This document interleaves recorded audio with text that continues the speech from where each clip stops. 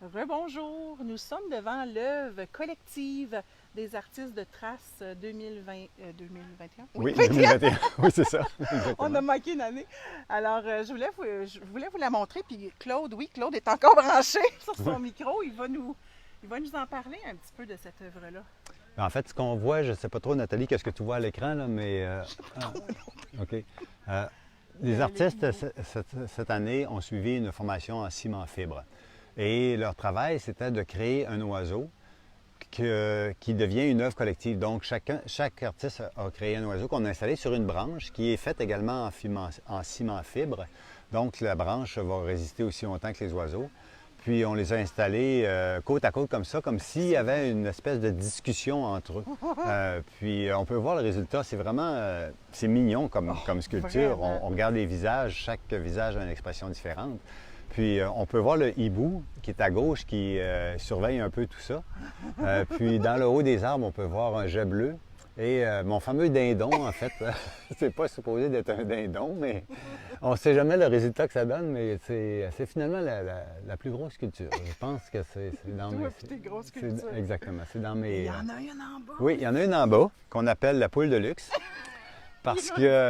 Parce qu'on peut voir qu'elle a plein de couleurs, elle a même des colliers, des vraies plumes, puis elle est en dessous des autres, puis on peut voir que les autres en haut sur la branche, ils parlent tous d'elle. Donc, il y a une certaine jalousie, je dirais, des vieux oiseaux qui discutent La poule de de la poule luxe. de luxe.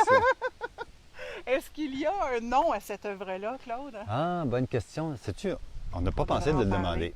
On devrait en parler à soir. Ouais, on Ouais. devrait en parler ce soir parce que non, on n'a pas pensé à trouver un nom pour la sculpture collective. Puis la créatrice, qui est Martine, qui nous a donné la formation, je pense pas qu'elle a pensé à un nom quelconque.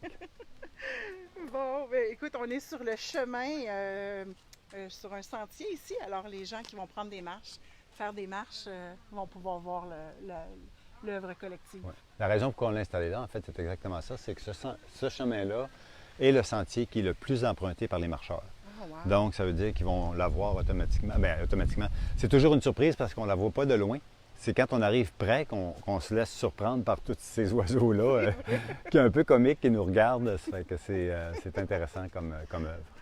C'est magnifique. Je vais tourner la caméra de côté. De côté. Et Claude et moi, ben, on vous remercie d'avoir été là Oui, aujourd'hui avec nous.